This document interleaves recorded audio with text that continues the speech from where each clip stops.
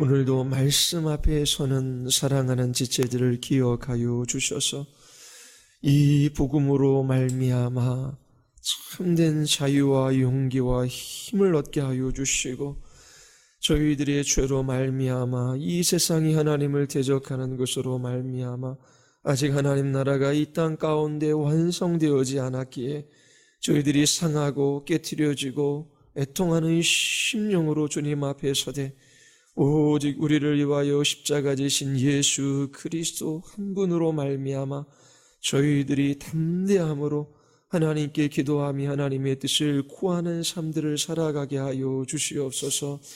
오늘도 성령 하나님께서 성도 한 사람 한 사람의 심령마다 역사하여 주시기를 간절히 원하오며 예수 그리스도의 이름으로 기도드리옵나이다.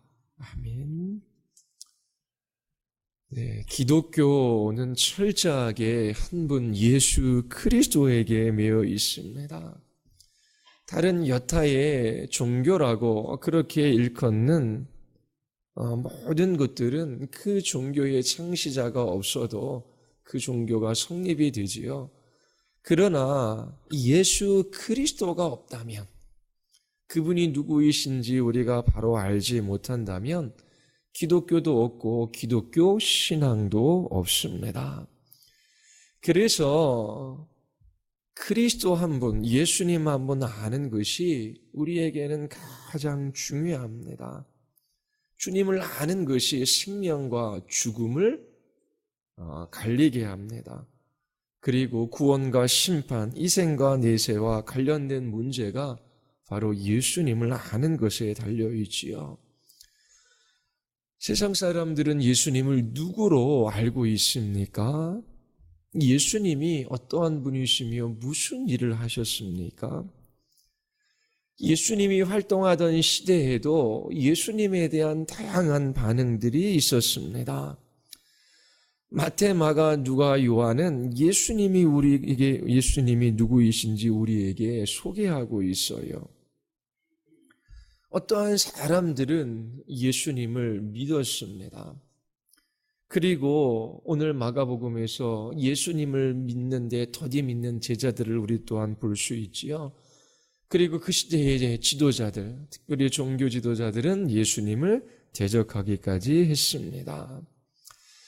예수님께서 예수님 자신을 누구라고 말씀하시는지, 그리고 역사 가운데 많은 사람들이 예수님을 어떻게 생각하고 있는지, 그것은 정말 중요한 일입니다.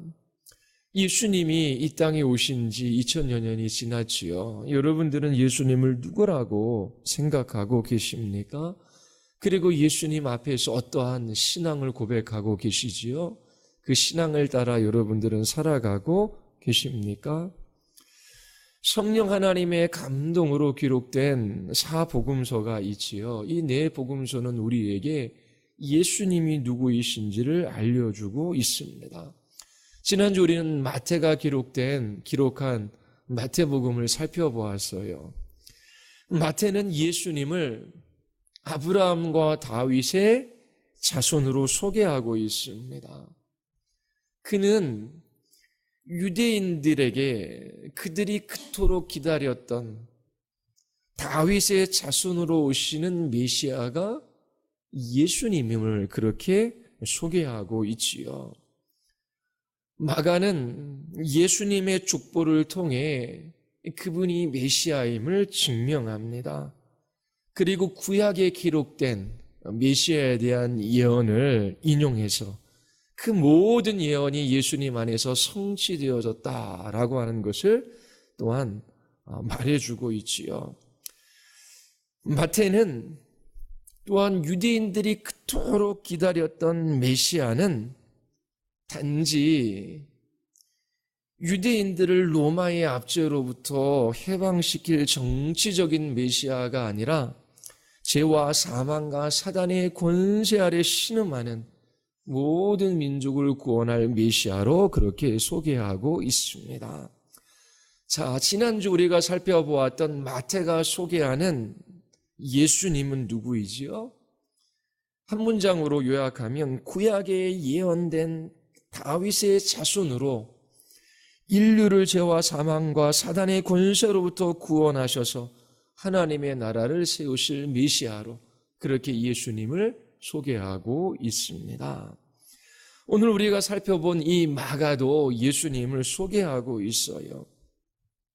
이 마가는 박해를 받고 있었던 로마의 그리스도인들에게 힘과 용기를 주기 위하여 이 예수님에 관한 글을 썼습니다.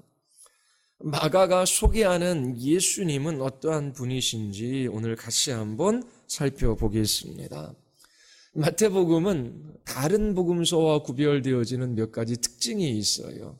첫 번째 특징, 마가복음은 가장 짧다라고 하는 것입니다. 마가복음 몇 장으로 이루어져 있죠? 16장으로 이루어져 있습니다. 사복음서에서 가장 짧아요. 그리고 가장 먼저 기록된 복음서입니다.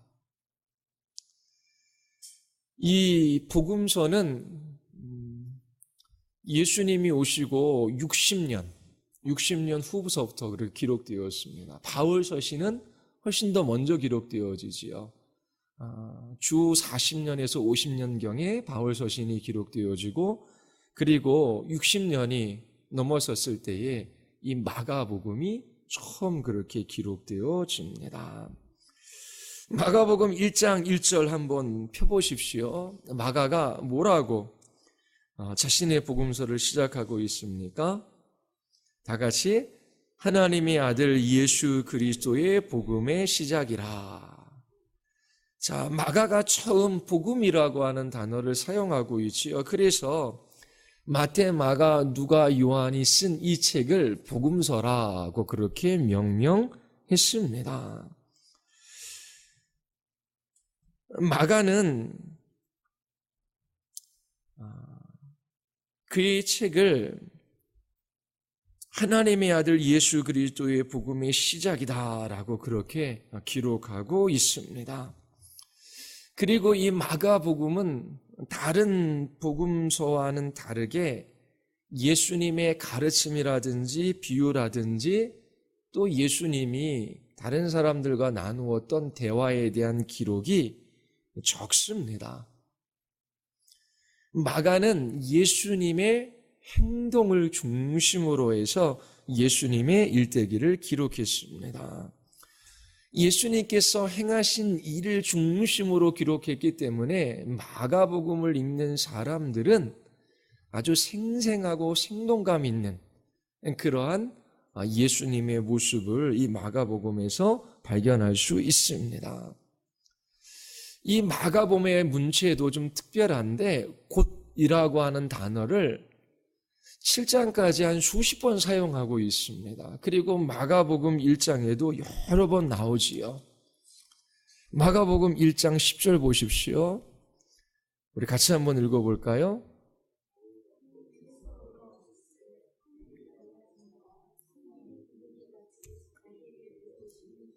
예, 그리고 12절에서도 성령이 곧 예수를 광야로 몰아내신지라. 18절에도 곧 그물을 버려두고 따르니라.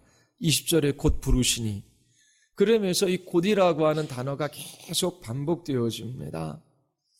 이것은 예수님께서 행하시는 어떠한 일들이 있는데 장면이 곧이라고 하는 단어를 통해서 확 바뀌는 거예요.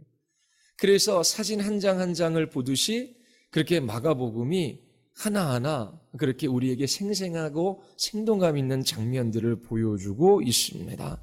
뿐만 아니라 이 마가복음은 과거에 일어났던 일을 현재에 일어나는 것처럼 그렇게 묘사하고 있어요. 과거의 일이 마치 지금 진행되는 것처럼 아주 생생하게 예수님의 모습을 우리에게 보여주고 있습니다.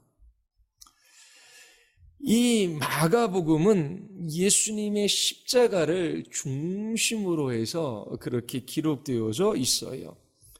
예수님께서 대략 33년의 생애를 이 세상에서 보내셨습니다. 사생애를 30년이라고 하고 공생애를 3년이라고 보통 말하지요. 마가는 예수님의 사생애, 그러니까 공생애를 시작하기 전 예수님이 어떻게 태어났으며 그리고 예수님이 자라나면서 어떠한 일들이 있었는지 그러한 기록은 전혀 없습니다. 공생의 3년만을 딱 기록하고 있어요. 그 공생의 3년의 기록 중에서도 11장부터는 예수님이 십자가에 돌아가기 전 일주일 동안의 이야기들을 기록하고 있습니다. 마가복음이 16장으로 이루어져 있는데 그 중에 6장이 일주일간 일어났던 이야기예요. 예수님께서 십자가에서 순환을 받기 전 그 일주일 동안의 이야기, 십자가의 죽으심, 그것을 중심으로 해서 이 마가는 이 책을 기록하고 있습니다. 이 마가복음의 3분의 1이 십자가의 순환과 관련되어져 있습니다. 그래서 마가복음을 긴 서론이 붙은 예수님의 죽음 이야기다라고 그렇게 이야기합니다. 자, 마가복음을 전후로 나누는 아주 중요한 전환점이 되는 사건이 8장에 나오고 있어요. 이 마가복음의 구조를 파악하기는 아주 쉽습니다. 8장 27절을 한번 보십시오. 8장 27절서부터 30절까지 한번 보십시오. 우리 같이 한번 읽겠습니다. 예수와 제자들이 빌립보 가이사랴 여러 마을로 나갈새 길에서 제자들에게 물어 이르시되 사람들이 나를 누구라고 하느냐. 제자들이 여짜와 이르되 세례 요한이라 하고 더러는 엘리야 더러는 선지자 중에 하나라 하나이다. 또 물으시되 너희는 나를 누구라 하느냐. 베드로가 대답하여 이르되 주는 그리스도이나. 이에 자기의 일을 아무에게도 말하지 말라 경고하시고. 자, 8장 27절서부터 30절에 나오는 이 예수님과 제자들의 이 이야기가 마가복음에서 전환점이 되는 아주 핵심적인 이야기입니다. 예수님께서 제자들에게 물으시죠. 사람들이 나를 누구라 하느냐. 자, 사람들은 예수님을 누구라고 말하고 있습니까? 세례 요한, 엘리야, 더러는 선지자 중에 하나다라고 그렇게 말하고 있어요. 그렇게 말하는 이유가 있어요. 1장서부터 7장까지의 내용을 보면 사람들이 그렇게 생각할 법한 그런 이야기가 전개되어졌기 때문입니다. 그런데 예수님께서 또 제자들에게 물으시죠. 너희는 나를 누구라 하느냐. 그때 베드로가 대답합니다. 주는 그리스도이십니다. 베드로가 예수님을 그리스도라고, 주와 그리스도라고 고백하는 이 고백을 계기로 마가복음은 전반부와 후반부로 나뉩니다. 1장서부터 8장 26절까지를 전반부라고 할 수 있고요. 그리고 8장 27절서부터 16장 마지막 장까지를 후반부라고 할 수 있습니다. 자, 전반부는 예수님이 주로 갈릴리에서 사역을 하셔요. 그리고 예수님께서 만나는 사람들은 일반 대중들이지요.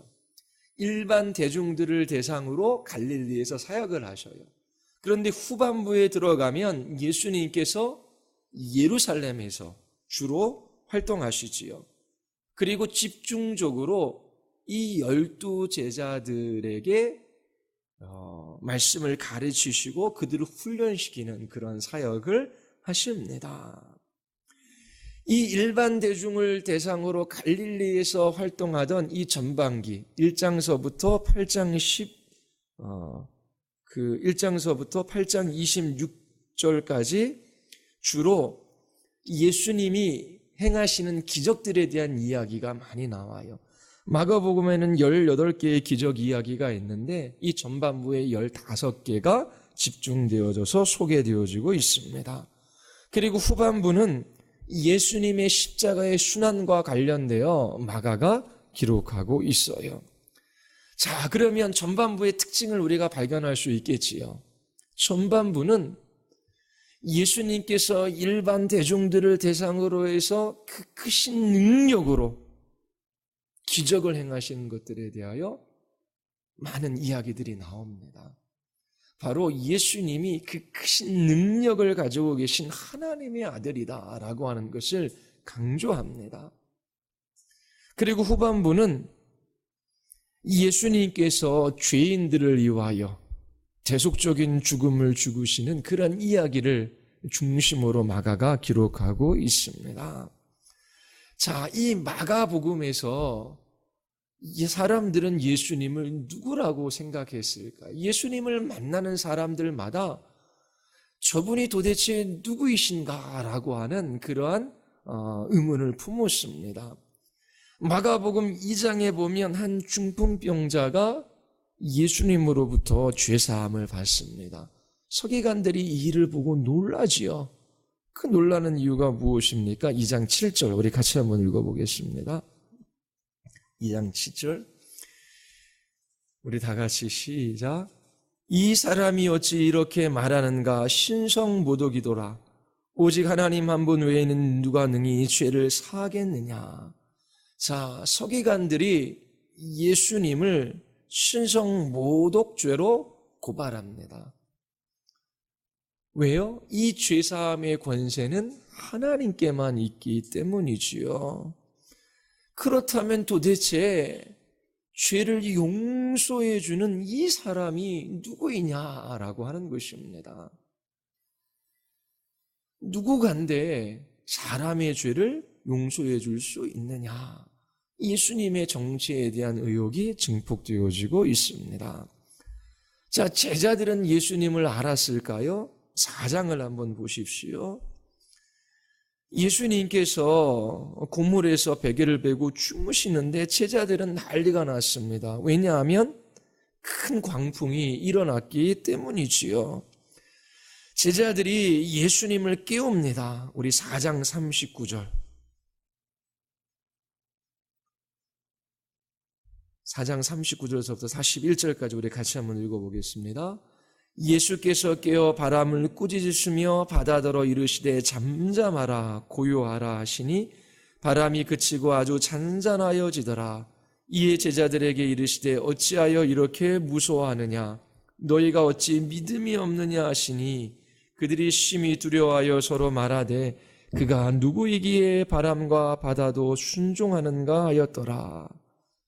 자, 예수님께서 한 중풍병자의 죄를 사해 주셔요. 그리고 그 죄사함의 권세가 예수님께 있다라고 하는 것을 증명하시듯이 그의 중풍병을 치유해 주시지요. 흔히 볼 수 있는 장면이 아닙니다. 그리고 예수님께서 자연을 다스리셔요. 풍랑이는 바다에 명령하시니 바람과 파도가 잠잠해집니다. 제자들이 생각하지요. 두려운 마음이 있어요. 저가 누구이기에 바람과 바다도 순종하는가? 예수님의 고향 사람들은 예수님을 어떻게 생각했을까요? 분명히 예수님에 대한 소문도 듣고 그분의 말씀도 들었어요. 그분이 행하시는 일도 보았어요. 그런데 저 예수는 우리와 함께 살았던 이 요셉과 마리아의 아들이고 또 목수일을 했고 또 그의 동생들은 우리와 함께 살고 있는데 도대체 이런 말을 쏟아놓고 이런 행동을 한 저 사람은 누군가? 그런데 3장 21절에 보면 친족들은 예수님을 미쳤다라고 합니다. 3장 21절 보면 예수님의 친족들이 듣고 그들을 붙들러 나오니 이는 그가 미쳤다 하밀러라. 예수님의 말씀과 행동이 이해가 되지 않는 것이지요. 그리고 14장 61절에 보면 예수님이 십자가에 달리시기 전 대제사장 앞에서 재판을 받으시는데 이 대제사장은 예수님의 정체에 대해서 묻습니다. 내가 찬송을 받을 이의 아들 그리스도냐라고 그렇게 묻지요. 이처럼 마가복음에서는 예수님을 만나는 사람들마다 예수님에 관해서 궁금하게 생각해요. 저가 도대체 누구인가? 그래서 예수님은 제자들에게 물으시는 것입니다. 사람들이 나를 누구라 하느냐? 그리고 나를 따르는 너희들은 나를 누구라 하느냐라고 물으시는 것이지요. 마가는 로마에서 핍박받는 그리스도인들에게 용기와 힘을 주기 위하여 이 복음서를 기록했지요. 그들이 신앙하는, 그들이 믿고 있는 이 예수님 때문에 그들이 고난을 받고 있어요. 다시 한번 그들이 믿는 그 믿음의 대상인 예수님이 누구이신지를 알려주고 있어요. 1장 1절서부터 마가는 예수님이 누구이신지 알려주고 있지요. 하나님의 아들, 예수 그리스도의 복음의 시작이다라고 그렇게 시작하고 있습니다. 예수님은 하나님의 아들이요, 메시아, 그리스도다라고 선언하고 이 복음서를 쓰고 있어요. 그리고 베드로 또한 예수님은 주님이시요 그리스도라고 그렇게 8장 29절에서 고백하지요. 또 예수님이 십자가에 못 박히신 후 백부장은 예수님에 관해서 어떻게 고백합니까? 15장 59절에 보면 이 사람은 진실로 하나님의 아들이었도다. 예수님의 십자가의 죽으심을 보며 이 백부장은 예수님을 하나님의 아들로 고백하고 있습니다. 자, 그러면 마가가 소개하는 이 예수님은 누구입니까? 하나님의 아들이시요 그리스도이시다라고 하는 것입니다. 마가는 전반부에서 기적을 일으키시는 그 예수님, 그 크신 능력으로 귀신을 내어쫓고 병자를 고치시고 보리떡 5개와 물고기 2덩어리로 5,000명을 먹이시고 자연을 다스리시는 그 예수님을 소개하고 있어요.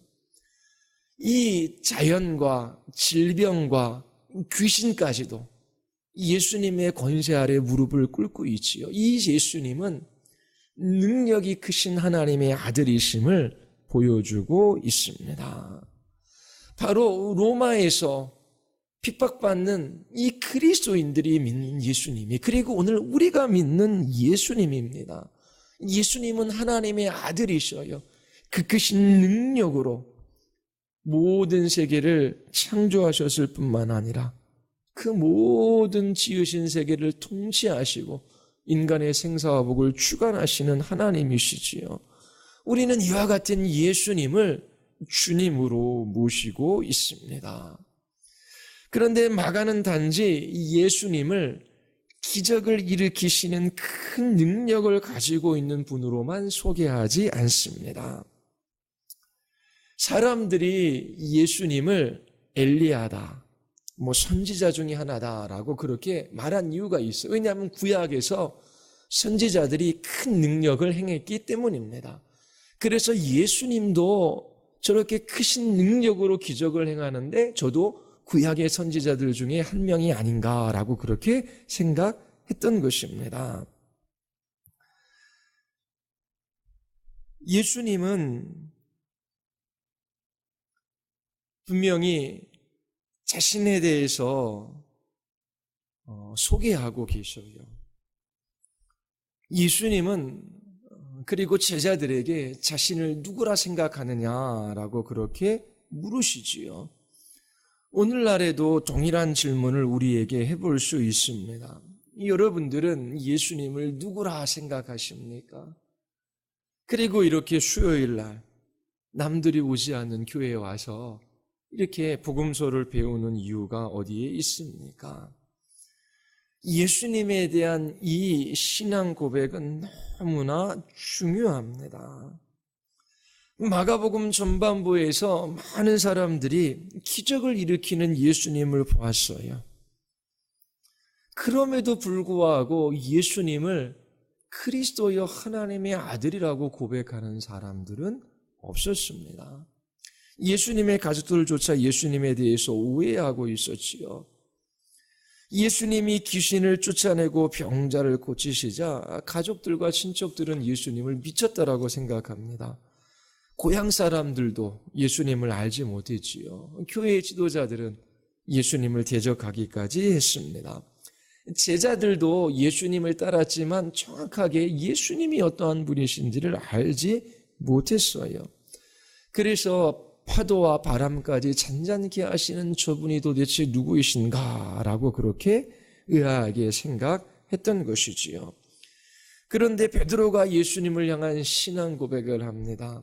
이제 여기서부터 마가복음의 전환점이 시작이 됩니다. 사람들은 몰랐지만 하나님은 예수님을 향하여 내 사랑하는 아들이라고 말씀하셨어요.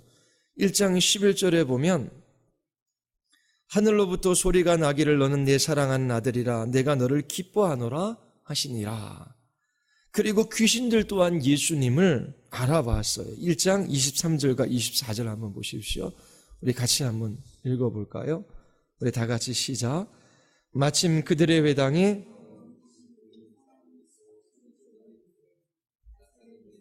우리가 당신과 무슨 상관이 있나이까? 우리를 매러라 왔나이까? 나는 당신이 누구인 줄 아노니 하나님의 거룩한 자나이다. 자, 이처럼 베드로의 신앙 고백이 있기 전 예수님께서 갈릴리에서 많은 사람을 대상으로 그 크신 능력을 가지고 아주 놀라운 일들을 많이 행하셨어요. 그러나 일반적인 대중들의 예수님에 대한 생각은 선지자 중에 한 사람이다라고 하는 것이었고 제자들 또한 예수님이 어떠한 분이신지 분명히 알지 못했습니다. 그렇다면 예수님은 자신에 대해서 어떻게 말씀하셨을까요? 그리고 그가 어떤 일을 하실 것을 말씀하셨나요? 이것을 우리가 후반부에서 살펴볼 수 있습니다. 예수님은 자신을 인자라고 말씀하셔요. 이것이 의미하는 바가 무엇인지 여러분들이 가지고 있는 책 99페이지에서 102페이지까지 나오고 있어요. 한번 읽어보십시오. 99페이지 한번 보십시오.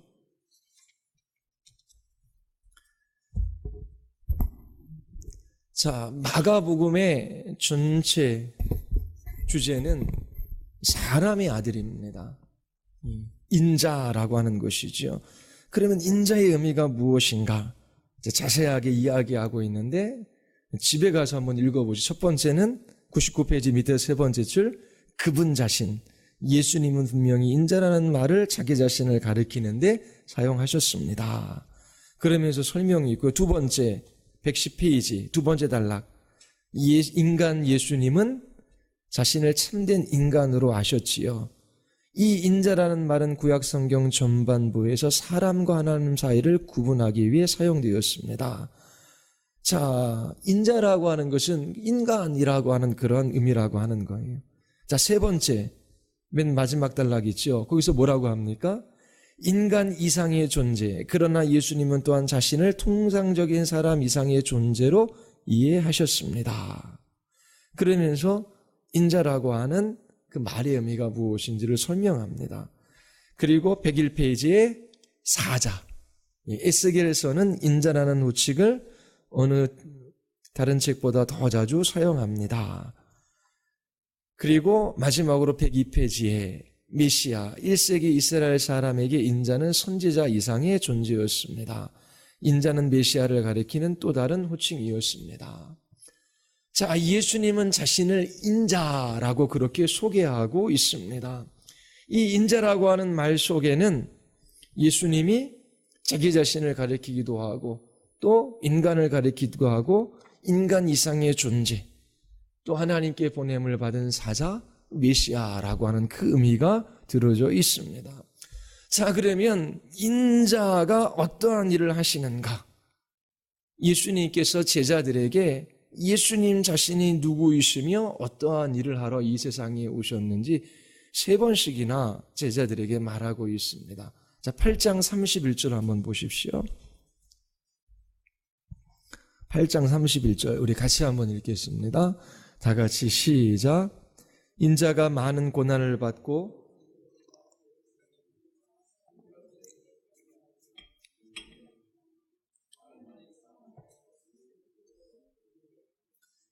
자, 9장 31절 한번 보십시오. 31절 우리 31절 32절 같이 한번 읽겠습니다.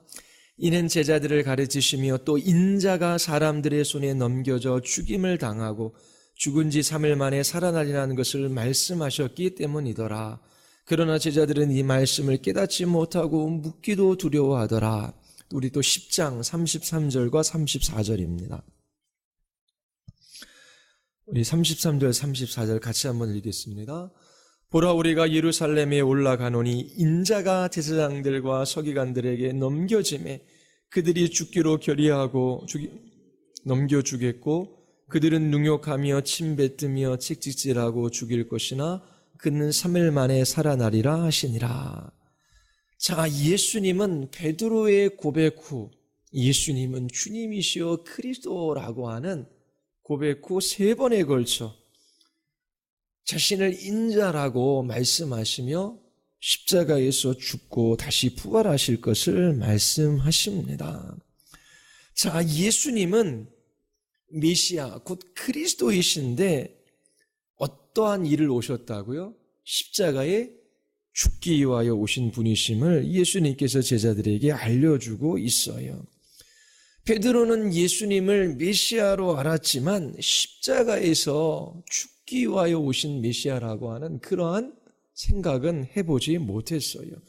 그래서 예수님이 십자가에서 죽을 것을 예고하시자 예수님 그리하실 수 없다라고 예수님을 가로막기까지 했습니다. 예수님께서 그러면 왜 십자가에서 죽으셔야만 했는가? 그것을 10장 45절에서 말하고 있어요. 10장 45절 우리 같이 한번 읽을까요? 인자가 온 것은 섬김을 받으려 함이 아니라 도리어 섬기려 하고 자기 목숨을 많은 사람의 대속물로 주려 함이니라. 자, 예수님께서는 섬김을 받으러 오신 분이 아니에요. 오히려 섬기려 하셨지요. 그 섬김의 방법이 무엇입니까? 죄인들을 위하여 자기 자신의 목숨을 대속 제물로 내어주는 거예요. 예수님은 죄와 사망과 사단의 권세 아래 신음하는 우리를 구원하시기 위하여 자신의 몸을 대속 제물로 주시기 위하여 오신 분이십니다. 예수님은 하나님의 아들이시지요. 그래서 신성을 가지고 계셔요. 그분은 이 세상을 창조하시고 통치하시는 왕이십니다. 그 크신 능력과 지혜를 가지고 계시지요. 그럼에도 불구하고 예수님은 죄인들을 구원하시기 위하여 자신의 목숨을 십자가에 내어주러 이 세상에 오셨습니다. 예수님께서 십자가에서 죽지 아니하시면 죄인들을 구원하실 수 없으셨어요. 그래서 이 마가복음 1장서부터 8장에 이르기까지 많은 기적들이 나타나는데 예수님께서 기적을 행하신 것도 바로 십자가에 죽으러 오신 예수님이 누구이신지를 알려주시기 위함입니다. 예수님께서 죄인들을 위하여 십자가에서 대속제물이 되셨어요. 이것이 마가가 예수님을 소개하는 방법입니다. 이처럼 능력이 있으신 분, 이처럼 그 크신 능력으로 귀신을 내어쫓고 병자를 고치시고 그리고 파도와 바람까지 잠잠케 하시는 그분이 바로 너희의 죄값을 대신해서 십자가에서 죽기 위하여 오신 메시아 그리스도이시다라고 하는 것을 로마에 있는 그리스도인들에게 다시 한번 소개하고 있습니다. 자, 그렇다면 죄인들을 위해 십자가에서 예수님께서 대속제물이 되셨는데 예수님을 신앙하는, 예수님을 그리스도요 주님이라고 고백하는 예수님의 제자들은 어떻게 살아가야 하는 것일까요? 예수님께서 자신의 십자가의 죽으심과 부활을 알리시는 것과 동시에 제자들이 어떻게 살아가야 하는지 가르쳐 주십니다. 8장 34절 35절입니다. 8장 34절과 35절이지요. 우리 같이 한번 읽겠습니다. 무리와 제자들을 불러 이르시되 누구든지 나를 따라오려거든 자기를 부인하고 자기 십자가를 지고 나를 따를 것이니라. 누구든지 자기 목숨을 구원하고자 하면 잃을 것이요 누구든지 나와 복음을 위하여 자기 목숨을 잃으면 구원하리라. 자, 예수님을 믿는 제자들은 예수님과 같이 십자가를 져야 합니다. 예수님께서 지셨던 그 십자가는 아니지요. 우리들이 져야 할 십자가는 자기 부인이라고 하는 십자가입니다. 예수님께서는 죄인들의 죄값을 대신 지불하시기 위하여 십자가를 지셨어요. 우리가 지는 십자가는 자기 부인입니다. 자기를 부인할 때에 우리는 예수님과 함께 십자가에 못 박혀 우리의 옛자가 죽는 그 고통이 무엇인지를 경험하게 되는 것이지요. 죄된 본성을 따라 예수님을 알기 전 그러한 죄된 본성을 따라 살고자 하는 것이 여전히 우리 안에 남아 있어요. 그러나 그것을 부인하며 예수 그리스도가 나의 주님이시고 나의 마음 중심에서 나를 통치하고 다스리셔서 이제 옛 본성을 따라 살아가는 것이 아니라 주님을 따라 살아가야지, 그렇게 결단하고 결심하는 것이 쉽습니까? 예수님을 믿는 길은 쉬운 길이 아니에요. 예수님을 믿으면 이 땅에서 아무런 고난도 고통도 없고 그리고 죽어서 천국 간다라고 그렇게 성경은 말하지 않아요. 오히려 예수님을 믿을 때에 대가를 지불해야 한다라고 말씀하시지요. 너희가 나를 믿기 때문에 이 세상에서 환난도 받고 그리고 생명까지도 내놓을 수 있어야 한다라고 그렇게 말씀하십니다. 예수님을 따르는 제자들, 예수님을 주님이요 그리스도라고 고백하는 예수님의 제자들은 이처럼 자기를 부인하며 그렇게 그리스도를 쫓는 제자의 삶을 살아가지요. 저는 함께 이렇게 신앙생활 하면서 아름다움을 어디에서 보냐면 예수님 때문에 자기를 부인하는 것에서 봐요. 어떤 한 사람은 나와 성향이 정말 멋지가 않아요. 그리고 사사건건 부딪히거나 그리고 싫은 것이 그 마음에 있을 수 있어요.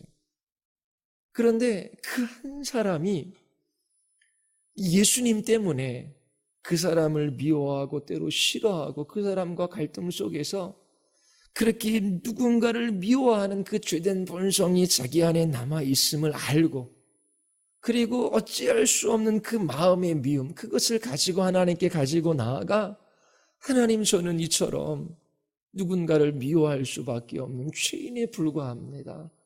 하나님, 나와 같은 죄인을 위하여 예수님께서 십자가에 못 박혀 죽으셨지요. 하나님, 나도 예수님처럼 그렇게 사랑하며 살아가기를 원합니다. 그래서 내가 잘못한 것이 아니라 저 사람이 나를 향해서 공격하고 내 마음을 아프게 하고 나를 힘들게 해요. 객관적으로 보아도 나보다 저 사람이 더 많이 잘못한 것 같아요. 그래도 그 사람을 마음으로 받아들이고 용납하고 그리고 그 사람을 사랑하지 못하는 것 때문에 하나님 앞에 가슴 아파하며 그렇게 하나님 앞에 눈물로 기도하는 그런 모습을 볼 때 그 사람이 정말 아름답다라고 하는 것을 그렇게 저는 그렇게 인정하게 됩니다. 예전 교회에서도 사역자가 30여 명이 됐어요. 그러면 이렇게 이제 교역자가 돼서 여성이건 남성이건 이제 성도들을 섬기지 않습니까? 그런데 교역자들 안에서도 갈등이 있어요. 예. 막 경쟁도 있고요. 왜요? 여전히 죄된 본성이 남아있기 때문이지요. 그런데 제가 이렇게 정말 아름답다라고 인정하는 교역자는 뭔가 탁월하게 잘 섬겨서가 아니라 그렇게 자기 안에 있는 죄 때문에 애통하고 그 마음이 상해요. 그리고 어떻게 해서든지 자기의 그 예전의 그 고집, 그리고 그 예전의 자기 주장, 그리고 그 예전의 그런 모습들을 부인하며 어찌하든지 예수 그리스도 그분만을 붙들고자 하는 그거를 기도의 자리에서 하는 거예요. 그러면 그 사람이 기도하고 나면 그 다음에 훨씬 더 괜찮아지지 않느냐. 괜찮아지는 모습도 있지만 또 그 문제 때문에 갈등하고 아파해요. 그런데 또 그 문제를 가지고 하나님 앞에 가서 씨름해요.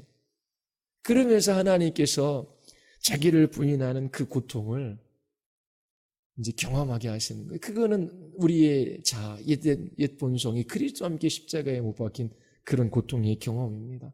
그러면서 그 사람이 그리스도의 형상으로 이제 점점점 변화되어지는 것이지요. 이 땅에서 완전은 없어요.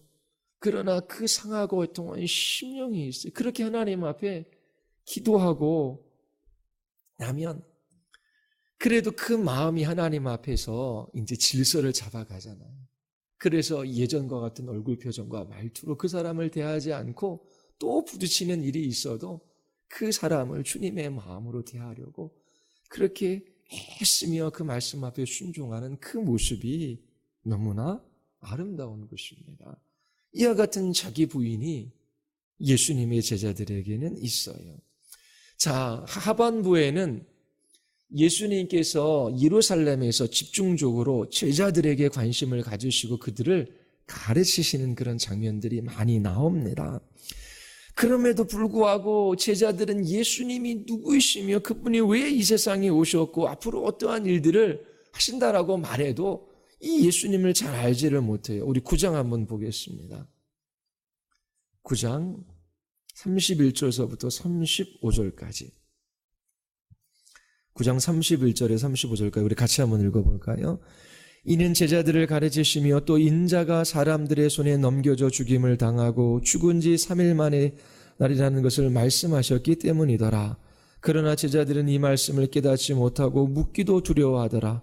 가버나움에 이르러 집에 계실새 제자들에게 물으시되 너희가 길에서 서로 토론한 것이 무엇이냐 하시되 그들이 잠잠하니 이는 길가에서 서로 누가 크냐 하고 쟁론하였음이라. 예수께서 앉으사 12제자를 불러서 이르시되 누구든지 첫째가 되고자 하면 무사람의 끝이 되며 무사람을 섬기는 자가 되어야 하리라 하시고, 예수님은 자신의 죽으심과 부활에 관해서 제자들에게 말씀해 주셔요. 그런데 오히려 제자들은 길가에서 쟁론하고 있습니다. 누가 크냐라고 하는 것이지요. 그때 예수님께서 제자들에게 가르치시는 것이 뭐예요? 첫째가 되고자 하면 무사람을 섬기는 자가 되어야 한다. 예수님을 따르는 제자들은 섬기는 종이 되어야 한다라고 가르쳐 주시는 거예요. 그리고 10장 31절에서도 33절 거기 한번 보십시오. 예수님께서 또 동일하게 제자들에게 자신의 죽음과 그리고 부활에 관해서 말씀하셔요. 그런데 이 세베대의 아들 야고보와 요한이 뭐라고 말합니까? 35절 한번 보시겠습니다. 35절에서부터 37절까지. 세베대의 아들 야고보와 요한이 주께 나와 여짜오되 선생님이여 무엇이든지 우리의 구하는 바를 우리에게 하여 주시기를 원하옵나이다. 이르시되 너희에게 무엇을 하여 주기를 원하느냐? 여짜오되 주의 영광 중에서 우리를 하나는 주의 우편에 하나는 좌편에 앉게 하여 주시옵소서. 자, 예수님의 제자인 야고보와 요한, 이 예수님께서 영광스러운 자리에 오르실 터인데 하나는 우편, 하나님 좌편에 앉게 하여 달라고 예수님께 청탁합니다. 이 모습 때문에 또 제자들은 화를 내지요. 예수님께서는 이와 같은 제자들에게 어떠한 삶들을 살아가야 할지 말씀하셔요. 10장 우리 42절서부터 우리 44절까지 우리 45절까지 44절까지 같이 한번 읽겠습니다. 예수께서 불러다가 이르시되 이방인의 집권자들이 그들을 임의로 주관하고 그 고관들이 그들에게 권세를 부른지를 너희가 알거니와 너희 중에는 그렇지 아닐진대 너희 중에 누구든지 크고자 하는 자는 너희를 섬기는 자가 되고 너희 중에 누구든지 으뜸이 되고자 하는 자는 모든 사람의 종이 되어야 하리라.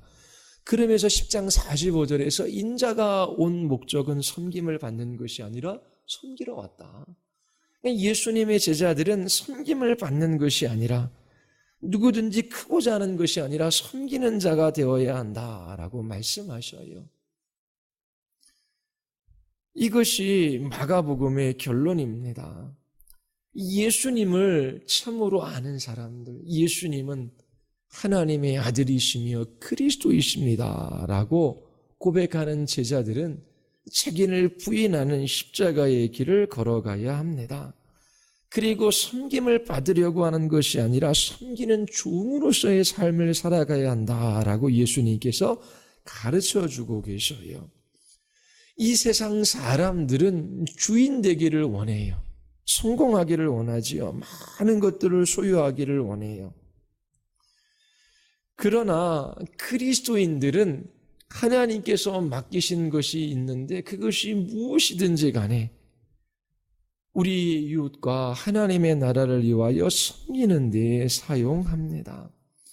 어떤 사람에게는 하나님께서 많은 물질을 주셔요. 그 물질은 달란트가 될 수 있지요. 그 달란트는 하나님께서 하나님을 섬길 수 있는 기회로 주신 거예요. 어떤 사람은 결혼하게 하고 어떤 사람은 하나님께서 독신으로 살게 하십니다. 그것도 하나님께 주신 삶의 기회예요. 결혼 또한 하나님의 나라와 그리고 이웃을 섬길 수 있는 그런 달란트로 하나님께서 주신 것이지요. 어떤 사람은 건강을 주시고 어떤 사람은 많은 시간을 주셔요.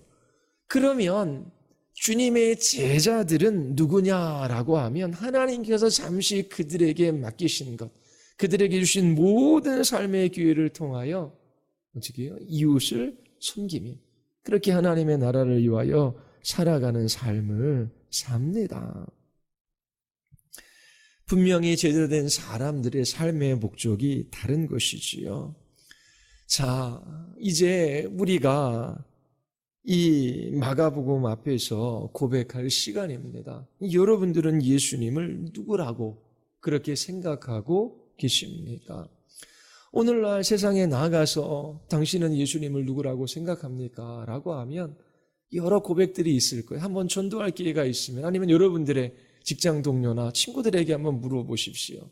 예수님을 누구라 생각하십니까? 분명히 사복음서에서 오늘 마가복음에서 예수님을 인자로 우리에게 알려주고 있어요. 예수님은 그리스도이십니다. 그리고 하나님의 아들로 이 세상에 오셨지요. 그 크신 능력으로 기적을 행하실 수 있는 분이에요. 그런데 그런 분이 십자가에서 죽기 위하여 이 세상에 오셨어요. 섬기러 오신 것이 아니라 섬김을 받으러 오신 것이 아니라 섬기러 오셨어요. 그래서 예수님을 주요 그리스도라고 고백하는 제자들은 섬김의 삶을 살아가야 한다라고 예수님께서 가르쳐주고 계십니다. 자, 우리 자신이 하나님께서 주신 그 모든 것들을 가지고 어떻게 살아가느냐. 이제 그것은 하나님의 심판대 앞에 섰을 때 하나님께서 물으시겠지요. 여러분들에게 주신 시간과 물질과 삶의 모든 기회를 어떻게 활용하시겠습니까? 단지 예수님을 믿고 부유하고 안정적이고 자녀들도 잘 되고 그 다음에 천국 가는 그러한 삶은 예수님과 상관없는 삶입니다. 예수님께서 그러한 것들을 약속하신 적이 없어요. 여러분들이 진실로 이 복음서를 통해 예수님이 어떠한 분이신지 다시 한번 보고 예수님에 대한 바른 신앙 고백과 함께 자기를 부인하고 십자가를 지는 그러한 섬김의 삶을 살아갈 수 있게 되기를 바랍니다. 우리 같이 한번 우리 기도하시겠습니다. 우리 이 시간 같이 한번 우리 기도할 때에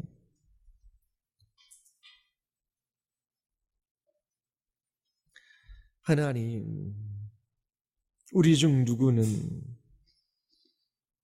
예수님을 알기는 알아도 제자들처럼 희미하게 알 수 있습니다. 그래서 기꺼이 자기를 부인하고 십자가를 지는 제자의 삶을 살아가지 못하는 것이겠지요. 그리고 성령께서 이 예수님이 누구이신지를 우리에게 밝히 비추어 보여주셔서 우리도 제자들과 동일한 신앙을 고백하며 그렇게 주님의 뒤를 따르는 삶을 살아갈 수 있습니다.